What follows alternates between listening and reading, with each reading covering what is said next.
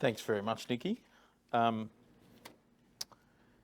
It's been a great morning, and we've seen some fantastic research and technology discussed. It's been terrific to hear. I guess the presentation I've got this afternoon is more of a personal journey around how I got to where I am at the moment, and on the farm and rehydrating and that Upper Mooki Landcare project. So I will be talking about rehydrating our farm, and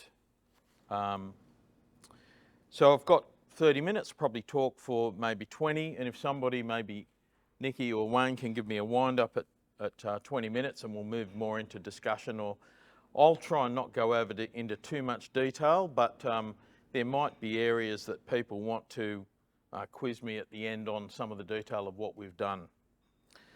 So I'll cover a bit of an introduction of where we're from. The topic is obviously rehydrating around the farm, and then I'll talk about three key observations that I made in the first 5 or 10 years on our property. And then I'll talk about 3 project initiatives that we did around those observations. We'll wrap up, and then we'll have a few questions.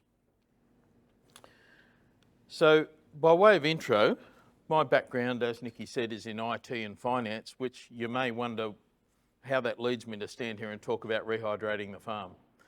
But we bought our first property at Wingham 20 years ago, and we moved to Ottery 15 years ago with the objective of growing our herd, growing our profitability, and we were looking for some land where we could do some farming and value add to those cattle, and maybe finish cattle sooner. Profitability always figured high in our list.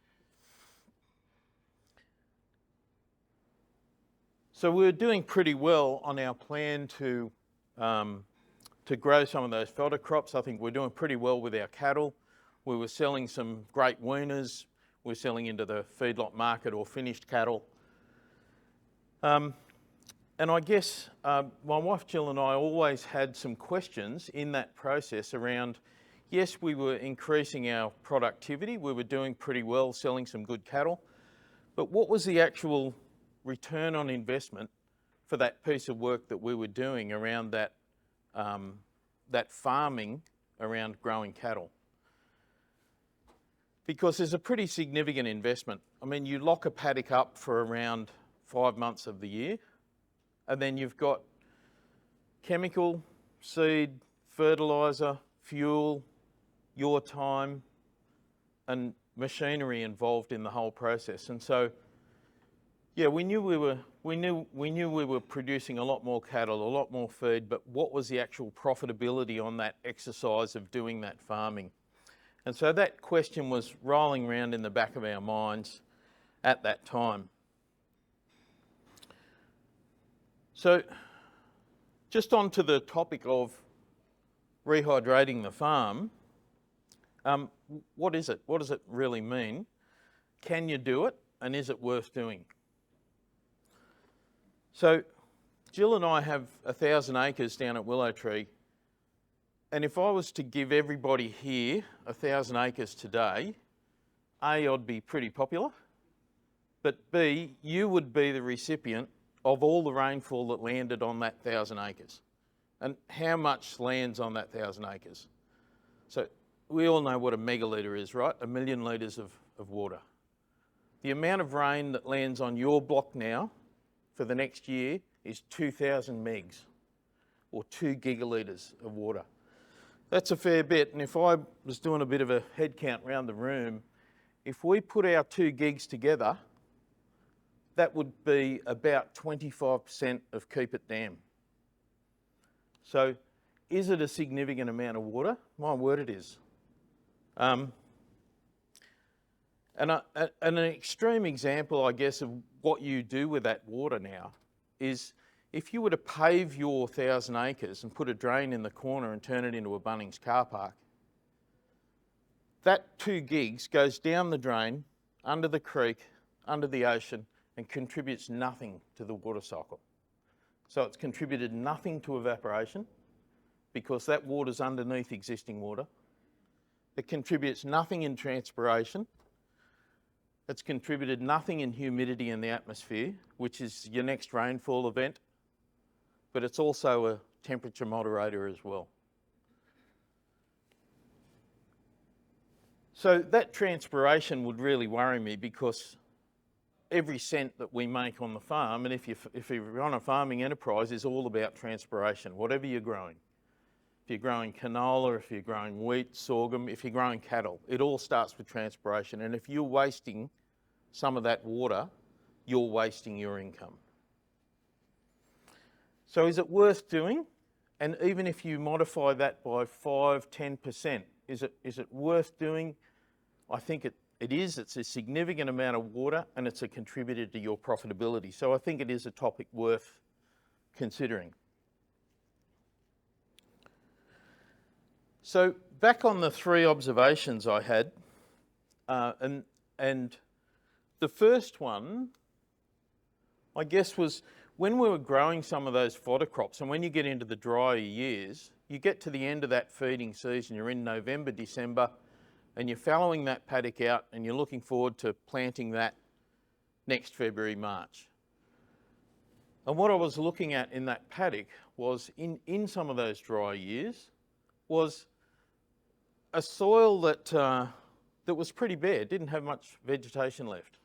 And I was also seeing a soil that was pretty washable, so maybe sodic soils. And I didn't really know any terminology to refer to it at the time, but I guess what I was looking at was, when you fallowed that paddock out and you're going through the hardest part of summer, you're really looking at a massive erosion risk, because you've got, or because I had, very little organic matter and very poor soil structure in those paddocks because of the regime that those paddocks were seeing. So I had a real concern that in those dry summers, that's when you can potentially get really savage summer storms. And I did not want to see gullies ripping down through our paddocks because I didn't have any cover on the ground. So I guess that was my first observation, was a real rainfall and wind erosion risk. The second observation I had about that time was, it's sort of the paddock behind this one, but it's up on the hill, so it's gently sloping away from the hill. It's a 5 contours in that area, maybe 100 hectares, and it flows across to the gully on the right and across the road, down the creek and gone. And I was up in that paddock one day during a storm. We'd had about 40 or 50 mils, and I made an observation about the amount of water that was running off that paddock. I just couldn't believe it. It was a pretty dry season, but I was seeing the volume of water come out of those contours into the gully down to the right where that tree line is. I just couldn't believe how much water was coming off. It was clear water, so I thought, well, at least that's a good thing. I wasn't washing my paddock away.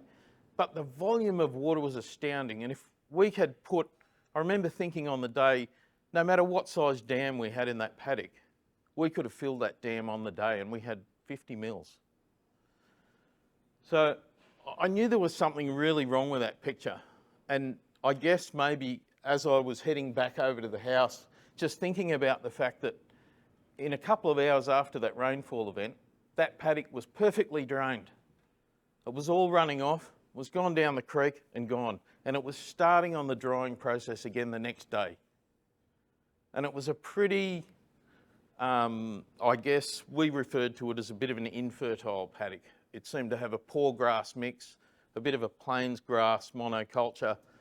It always had sort of reasonable ground cover, but not enough legumes, not enough grass mixes in that paddock, and there was just something crook about that paddock. It wasn't as productive as it should be. So that was my second observation. The third observation was, Jill and I have a couple of kids, and they loved playing down the creek with dogs, tree houses, swimming, and it was a pretty good environment. But at that time, we also had a herd of cattle a couple of times a day coming down into that creek, and they were closely grazing the creek banks around that area. and creating a bit of bare soil, standing in the water, dunging in the water, urinating in the water, and muddying up those creeks. And I just thought, boy, this is something we can really, really improve on. What are those cattle doing in there? So that was a pretty easy one to think about what the options are to do about that risk. So I guess the thing that I thought about there was all of that nutrient that those cattle are putting into that creek is all gone down the creek, and it's gone within an hour. It's like that water out of the paddock. So there's the nitrogen and the other nutrient in the dung. There's all the organic matter, but there's also all of the seed that's in that, and all that organic matter that should be on the paddock. Why are we going and buying this stuff out of a bag and fertilising our paddock and then washing it down the creek? It just seemed like a bit of a stupid thing to do. So about that time, I think it was 2019, I joined the Upper Mooki Landcare group, and they were talking about this Rehydrating the Landscape project. And I thought, well, I'll have a bit of that, because it was as dry as anything in 2019 at our place. It was a particularly dry year. So I didn't really know what rehydration was at the time or what I was shopping for, but I thought, sounds good, I'm in. And I was pleasantly surprised to see that I could come up with 3 projects that really addressed those 3 observations.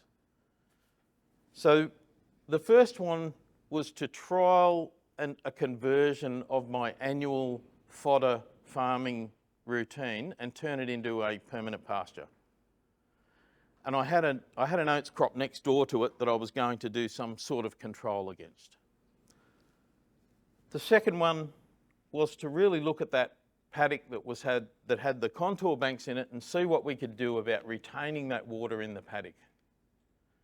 And the third project was obviously a fence out the creek project. So in terms of the first project, we wanted to plant a permanent pasture, but my objectives were really, as per the first observation, I didn't want to have any bare soil. And we were coming towards the end of that season in 2019, and it was dry. And I thought, well, step one, I wanted to make sure I'd covered that ground, and I wanted to also do some good preparation for a permanent cool season pasture that we wanted to plant after that. And I wanted a cool season pasture because originally that fodder program was targeted at that winter feed gap that we have and making sure that I could take cattle through to finishing weights right through the year and not have them do well in the warmer months and then struggle through winter. So we were finishing cattle in and at the end of winter with our oats program, and we wanted to continue it. So we wanted to go for a cool season permanent pasture. But the way we started was with a warm season annual cover crop. And we banged that in straight over the top of the oats. We didn't spray out the oats at all. We just drilled it straight in over the top. And we thought, dirty as anything, whatever comes up, comes up. And I guess I was just looking at this the other night. I can see some pretty ordinary burrs and a whole bunch of weeds there that I would have been concerned about previously. But the other thing that we wanted to do was, let's see what happens. Let's let it sort itself out, and once we get the pasture going, the plan was to let that dominate the weeds out of existence. And so we didn't go back in here with any sprays at all. So we grew about, I think there was about 12 different things. I can see, a mini sunflower in there. The base really was millet, sorghum, but there were a whole bunch of other things that we had in that summer planting. I think the agronomist thought I was a bit nuts, but I was just keen to try anything. We put it in. Obviously we had a great year at the end of 2019, and so it took off like steam, went really well, pretty dirty with a bunch of weeds and stuff through it. But then, so actually the real other reason for planting that warm season cover crop was we wanted to provide a bit of fodder for cattle, but also to really kickstart the biology and get some of that organic matter back in the soil, so that when we went in with a cool season pasture, we were going into a biologically active environment. We wanted to have a pretty good, biology in the soil to do that. So we just kept stock off there completely until we wanted to terminate it. And then we drove the stock in and just bashed it into the ground. We ate it, trampled it, dunged it, smashed it into the ground. It was pretty. I don't actually have a photo of what it looked like at the end of it, but it wasn't real pretty. But actually achieved exactly what we were after, because we went into what looked like almost a ploughed paddock after those cattle were finished with it. And we then planted our multi-species, cool season, permanent pasture. And again, we went in with about, I think about 8 species. I could probably struggle to remember 3/4 of them maybe. We actually even put in a little bit of oats in that paddock to provide a bit of frost and wind cover for that pasture when it came up. But we had such a fantastic year and the following couple of years that really we could have ignored that oats. And in fact, the agronomist told me not to put oats anywhere near it because he thought it'd outcompete everything else and take moisture off everything else. But it worked out absolutely fine. In the first year of the permanent pasture, we actually got quite a few weeds come up as well. And I remember one conversation with the agronomist, Andrew at Perth's house, and saying, Andrew, what is this weed here? It's not something we planted, and A, and B, how do I kill it? And so I was sort of still in that thinking, but luckily we sort of thought twice about it, ignored that weed, and we've not actually seen that weed ever again. So most of the things that I didn't want in that paddock got competed out of existence. When we planted, that's some of the oats, I guess, in that first year. But when we planted and we planned to do this paddock, what we were looking for was profitability based on what we had hoped to achieve, which was a 60% of the grazing days per hectare that we were getting out of oats. So less than oats. But actually, it becomes fairly profitable once you look at year 2 and year 3, when your input costs are almost nil, when you're not going back into that paddock with the tractor. You're not spending anything on chemical and fuel. Your time is fantastic, and I don't love driving on a tractor around a rocky paddock planting it every year. So in terms of the goals that we were after and what we achieved, actually, just following on from that productivity piece, it was a bit of an unfair comparison for the first couple of years, because in those wet years, if anyone's growing oats, it was a pretty unproductive year for oats, and it became worse over the 3 wet years. And so what we actually found was that our permanent pasture completely flogged the productivity of any of our oats paddocks in those 3 years, and it continues. So we still haven't had more feed off any oats paddocks than we've had off our permanent pastures. It was so productive that in the following 2 years we've done another 4 paddocks with the same treatment, because I love the idea of not getting back in that paddock with the tractor. So do it once and then goodbye. In fact, the enjoyable thing about this paddock now is the hard work in there is doing some strip grazing with some electric fencing, which I actually quite enjoy. I get out there for like 20 minutes in the morning and I'll do that for 2 days. And we had 70 weaners in this paddock for 2 weeks. And in terms of grazing days per hectare, this paddock has flogged everything else on the property. Now, we did have a couple of lucky years, but now it's established, it's in the ground. It just seems like money in the bank to me. So our objective was to remove the erosion risk and also get our profitability and not be focused only on productivity.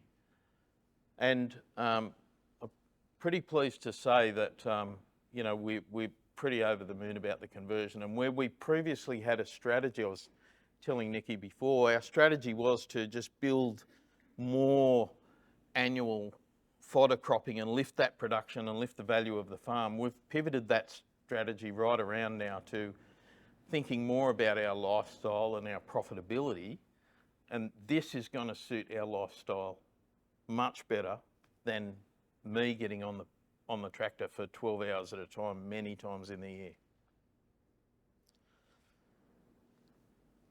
So I've got a couple of slides here. I haven't sort of timed my slides with my talk very well, but some of these paddocks, I would have been standing taking some of these photos. So, you know, some of the clover in these paddocks, the arrowleaf clover would have been, you know, well over 1.5 metres high. They're pretty tolerant to cold seasons, and they're still growing right now. We've had some cracker frosts in the last week, and that permanent pasture paddock is doing exceptionally well, even in those frosted times. Produces a fair bit of feed when you have a half decent season. Actually, this is that paddock yesterday. So nothing else on the property has really got any green in it at the moment. We're in a pretty dry area down there, but I've got this paddock locked up. I'm not grazing it at the moment, and I don't intend to graze it until we get a bit more rain. But pretty pleased that that's probably the best investment we've got, and I would prefer to have that than oats sitting so dry in a paddock. Our second implementation was the swales in the paddock that had the water runoff. And we worked with Tim Watts in the LLS to come up with a plan to hold that water in the paddock. And a swale there are many different implementations of a swale. The way we implemented it was to use old contour banks that were in a paddock. So they've got a slight grade on them. And what we did was we created 150 metre sections in the swale. You put a block, say 1 metre high on the bottom of the section, and you build up the wall nearest the block. The water will come down into that swale, back up, and it won't spill out of that swale until it gets to the uphill end of that swale, and it spills onto a crest where that water is going to run slowly and dissipate across the land and infiltrate into the paddock. So previously, we were, any rainfall event over about 40 mils, we were seeing water come across the road and down into the creek and gone. And there was never any water left in those contours. They were functioning reasonably well, even though they were worn, and they were draining the whole paddock. And now, it's pretty rare to see any runoff out of that paddock under about 75, 85 mils of rain. We've got about a dozen of those swales, and we've also got, this is a gully block, which functions pretty similar to a swale. When that fills, instead of running down where that new bank is, the water comes out here towards where I'm standing on a bench and runs around a heavily grassed section and back into the watercourse. The whole idea is to slow that water, infiltrate that water. It's not a water storage or a dam. It's meant to hold it on the paddock until it can all get in the paddock and keep all of it there for us to greedily retain all of that rain. From back up the hill, you can sort of see the lay of those contours, and they tend to, if one fills at the top, it'll go down and fill the next one down. It takes quite a bit of rainfall to overflow that paddock at all, and it takes about 2 weeks for that water to disappear into that paddock. We're seeing a change in the grass mix, and the cattle are a lot more interested in grazing that paddock now. We've got a lot more broadleaf, warm season grasses and legumes that are coming back into that paddock. So below those swales, when you walk for the 30 or 40 metres below those swales, you can actually see that the ground is a lot wetter environment. It's just completely different paddock to what it was in the past. It's got that sort of marshy, productive feel about it. The third project, we're at 20 minutes. The third project, or 25, the third project is fencing out the creek, and it's really quite a no-brainer. we've got 100% success on there's no dung going into that creek. For a couple of kilometres, we've got 20 metres access where the cattle, when I allow them, cross from the east to the west. So there's no dung going in the creek. There's no urea disappearing down the water. There's no soil ploughed up and down the banks. The banks are changing. Some of my lessons in doing a creek fence out really were that the first one I did, the concern everybody has is I'm losing some of my paddock. And you put the fence close to the creek and you learn later that's a real mistake. What you want to do is push the fence out from the creek and create a more functional paddock.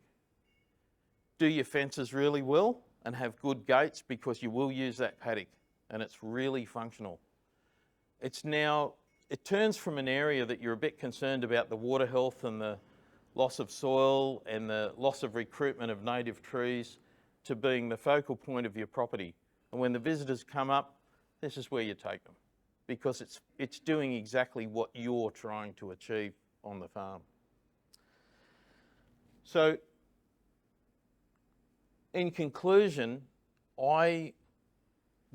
every paddock is different, every farm is different, and what we've done to retain water in our paddock and our farms will be different everywhere. So I wouldn't necessarily take one recipe and think that's going to apply everywhere. But if you stick with the philosophy of what you're trying to achieve in terms of slowing it down, capturing it, not losing the soil, the nutrient or the water, and I figure what goes on farm stays on farm. I don't want to lose any of it down that creek. There's plenty of it coming from further upstream in the Rocky Hills in the Liverpool Range. That's where the water can join that, and any of the water that my 2 gigs of water stays on our place. That contributes to our profitability. Is it worth doing? I think it really is. I can see some really good visible benefits in our paddock and our production of grass and our cattle production because of it. And that's about it. I'll be happy to take any questions. Thanks, Roger. So what portion of your property now is under the permanent pastures? I would say less than 10%. We've got quite a bit of hilly native grass country, and so the portion of our property that we used to farm for the fodder cropping has been probably 50% of that is being converted to permanent pasture now. So the farming country, 50%. And I'm looking to push that at every opportunity. I'll probably keep oats as a bit of a backstop because I think in the medium and drier years, it will outproduce pretty well anything, I think, if you've got the right conditions.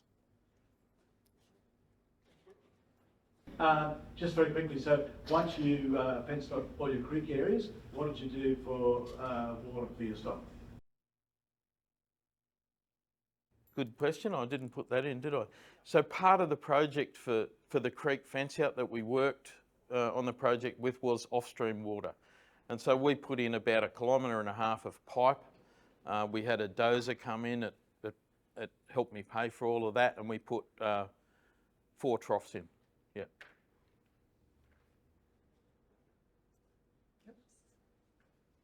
Santos. Thank you, Roger. Great presentation. I was wondering, what do those swales look like once the water percolates down? Do they get grass? Does it get muddy? How do they look?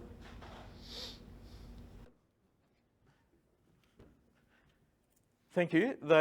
It depends how long they've been underwater for. So they've actually been wet for periods of up to 10, 12 months in the last couple of years. And when they're finished with that, they're dry cracking soil. And it takes quite a while because that's sort of terminated that seed bank under that area. So we tend to have water plants around the outside, and then you do get a bit of a dry bottom. But then as soon as it rains, that's pretty rapidly picking up that water again. So.